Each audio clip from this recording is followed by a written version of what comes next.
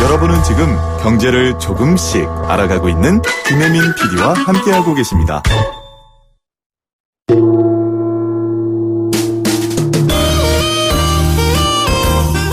식품, 진품, 명품.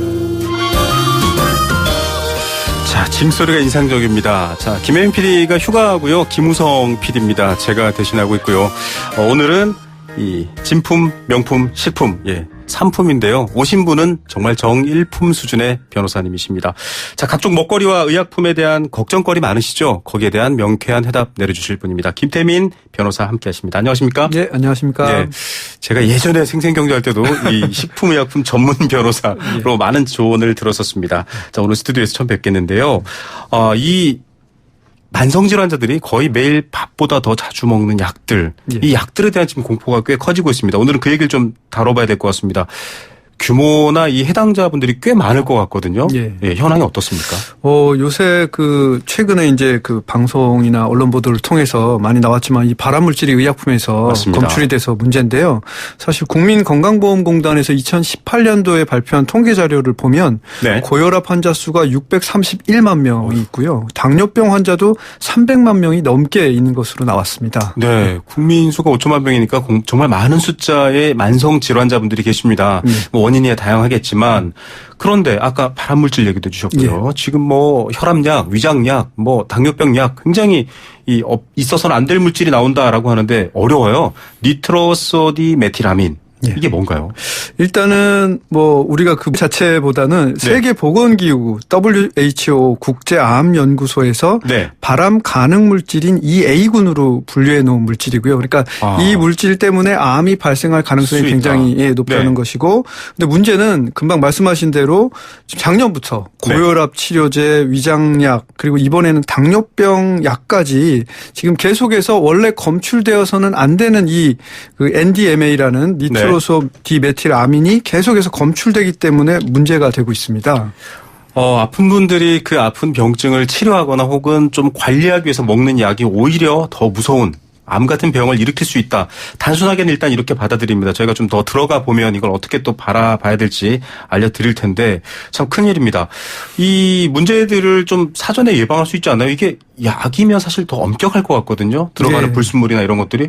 그런데 생겼어요. 예, 맞습니다. 원래 원칙대로 하면 사실은 이런 불순물은 들어가서도 안 되는 것이고 제조하는 원료들을 사실은 다 검사를 해서 하고는 있는데 문제는요. 이런 불순물들이 들어가 있지 않을 거라고 생각을 하기 때문에 제조회사나 식품의약품안전처에서도 사전에 아예 검사를 안 했던 것이 사실은 이런 문제가 지금 발생하게 된 가장 큰 원인이라고 생각됩니다. 좀 쉽게 말하면 이렇게 엄격하게 제조하는 의약품에 설마 이런 발암물질이 들어가겠어라고 생각해서 아예 걸러보지도 않았다 이 말이 맞습니다.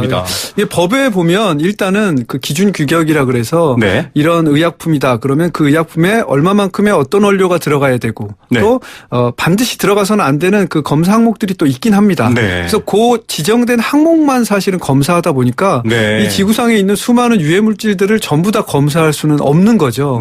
그래서 이제 이번 사건처럼 전혀 예상하지 못한 이런 불순물이 의약품에서 발생하는 사건이 일어난 겁니다. 그러니까 이것도 사실은 우리나라에서 우연히 발견한 게 아니라 싱가포르에서 지적된 부분들 덕분에 알게 됐다. 지금 이런 얘기들까지 나오고 있죠. 사실 이제 국민들이 더 우려하는 건 항상 작년에 고혈압약도 그랬고요.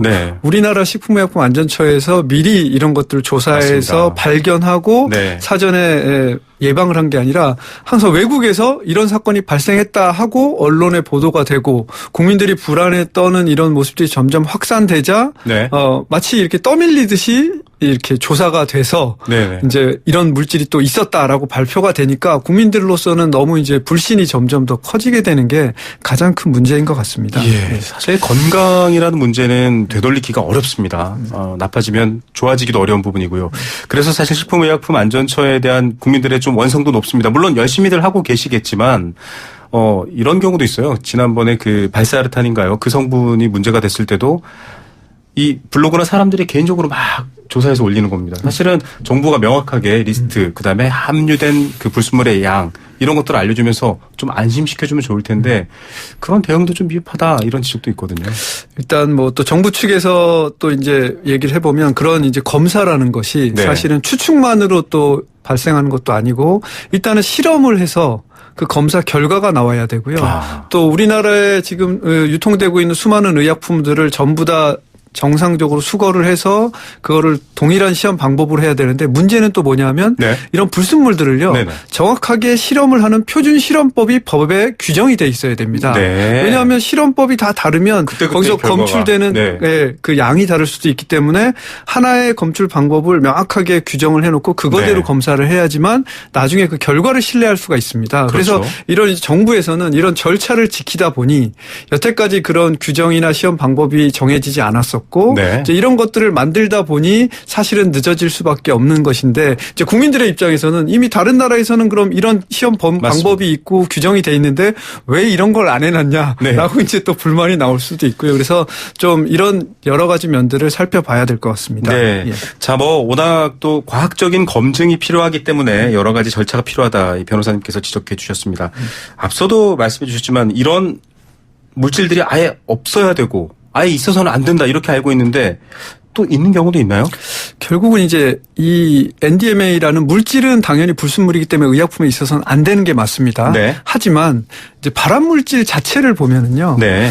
우리가 사실 이 숨쉬고 있는 공기 중에도 미세물질 등 미세먼지 등 여러 가지 유해 네. 물질들이 있고요. 맞죠. 사실은 이제 식품도 보면 뭐 우리가 먹는 간장, 네. 라면 스프, 참기름 이런 데 발암물질이 들어 있습니다. 아. 네, 들어 있고 또 들어 있대 어느 정도 기준치 이하면 된다라고 아예 법이 만들어져 있어서 네. 아예 발암물질이 없는 식품이나 의약품을 찾아서는 거의 불가능한 것이죠. 예, 자, 순도 100%의 일체 불순물이 없는 그런 것들보다는 어느 정도. 사실은 그래서 이건 좀 이 의약품이나 불순물하고 다른 문제입니다만 이 방사능 오염에 대한 우려가 됐을 때 기준치라는 부분이 있었고 네, 어느 식품이라 들어있을 수 있기 때문에 그 이하면 된다 이런 말이 있고 역시 같은 얘기입니다. 아예 그런 것들이 없는 것이 아니라 기준치 이하로 건강에 그럼 그 기준치가 어떤 건지 사실은 일반 분들은 잘 모르실 수도 있어요. 그렇죠. 그 기준치라는 게 사실 그냥 계산해서 뚝딱해서 만들어지는 것은 아니고요. 네. 결국 이제 우리가 인체 실험을 할 수가 없기 때문에 네. 동물 실험을 통해서 이제 동물들에게 50% 이상 종양 발생률이 나오는 그런 용량이라든지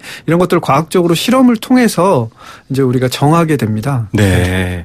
자, 기준에 따라서 여러 가지 동물 실험 그리고 그 인간에게 그 부분을 전환했을 때 얘기고 앞서 지금 다양하게 발암물질이 있다라고 했는데 좀 지금 방송 듣고 놀라시는 분들 많을 것 같아요. 왜냐하면 이제 절대 참기름 먹지 마. 거기 발암물질 때 이러실 수 있거든요. 네. 이게 좀 과한 걱정일 수 있기 때문에 이 부분에 대해서 좀 설명을 해 주셔야 될 것 같아요. 일단 우리가 이제 사실 가공식품에 대해서 의약품만큼은 아니지만 굉장히 두려움이나 이런 공포들이 요새 점점 많이 맞습니다. 확산되고 있는데요. 네. 그래서 일례로 나는 공장에서 만든 참기름 먹기 싫어. 그건 뭔가 이렇게 조작이 되고 막 이렇게 네. 가공된 거라 나쁠 거야 생각을 해서 내가 만약에 참깨를 들고 동네 시장에 있는 방앗간이든 이런 곳에 가서 참기름을 이제 볶아서 짜낼 때 사실은 그 온도에 따라서 그게 시장에서 짠 거든 집에서 정말 그런 시설을 갖추고 짜든지 간에 온도에 따라서 얼마든지 발암물질이 만들어질 수 있고요. 맞습니다. 그리고 우리 쉽게 언론에서 많이 보셨겠지만 삼겹살 구워 먹을 때 맞습니다. 탄 부분이 생기면 네.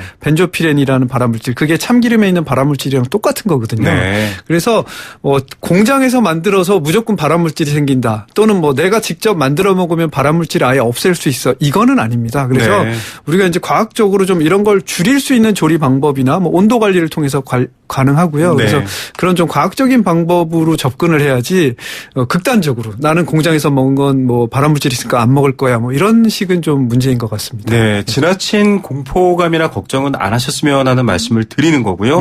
또 이런 일상적인 것에서는 좀 뭐랄까요, 일종의 이거 먹으면 암 걸려 이런 식의 도식은 절대 그리시지 말라는 말씀을 드리는 겁니다. 그럼에도 불구하고 이런 것들이 의약품 같은 데라든지 인간의 신체에 미묘하게 작용하는 부분에 들어가서는 안 되는 거죠. 예, 절대로 안 되는 건 맞습니다. 네.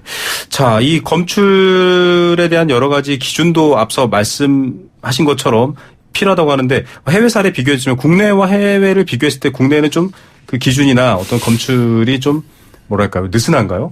제가 볼 때는요, 사실은 이게 이제 좀 뭐 역사적인 그런 측면도 있지만 우리가 과거서부터 이런 미국이나 뭐 유럽 이런 데서는 네. 직접 동물 실험이나 이런 실험들을 많이 거친 후에 이런 기준들을 만들었습니다. 네. 근데 우리나라는 사실 이제 최근에서야 좀 이런 경제적으로 좀 여유가 있게 돼서 맞습니다. 이런 기준을 만들고 있기 때문에 어떻게 보면 각 유럽이나 미국 그 선진국들의 가장 강력한 기준들을 많이 갖다가 쓰고 있습니다. 네. 그래서 오히려 이제 이런 업계에서는 네. 우리나라 기준이 너무 지나치게 강하다. 왜냐하면 다른 강하다. 나라에서 네. 가장 강한 것들을 적용하는 경우가 실제로 많이 있거든요. 그래서 네. 그런 게 오히려 또 나중에 완화되기도 하고 너무 지나치게 이 숫자로만 기준을 만들다 보니까 이런 경우도 있어서 뭐 무조건 우리나라가 너무 강하다, 약하다는 아니고 결국은 우리나라 사람들이 많이 섭취하는 식품 이런 섭취량에 따라서 또 기준이 변경이 돼야 되기 때문에 네. 일률적으로 강하다, 약하다 보기는 어렵지만 제가 볼 때 엄격한 것은 맞습니다. 예.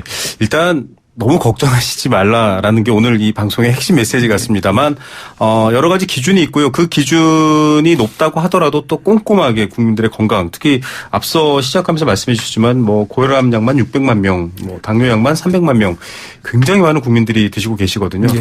더 엄격하지만 좀 더 엄격해도 나쁠 게 없겠다 이런 생각이 듭니다.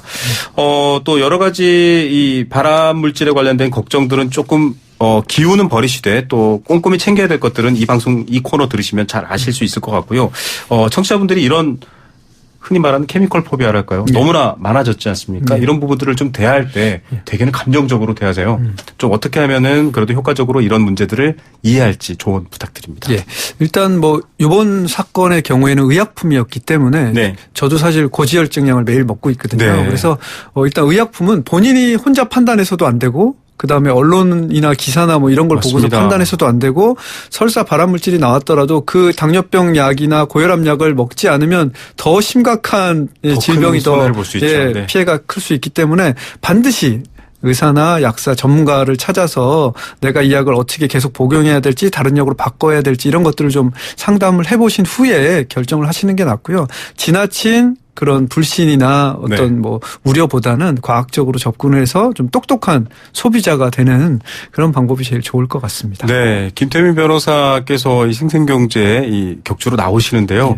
이 진품, 명품, 식품 이 3품 방송 들으시면 현명하게 대처하실 수 있을 것 같습니다. 사실 90년대 초반에 뭐 엔돌핀 논란이라든지 뭐 네. 돼지고기 먹지 마라 이런 논란 때문에 굉장히 큰 오해가 있었습니다. 네.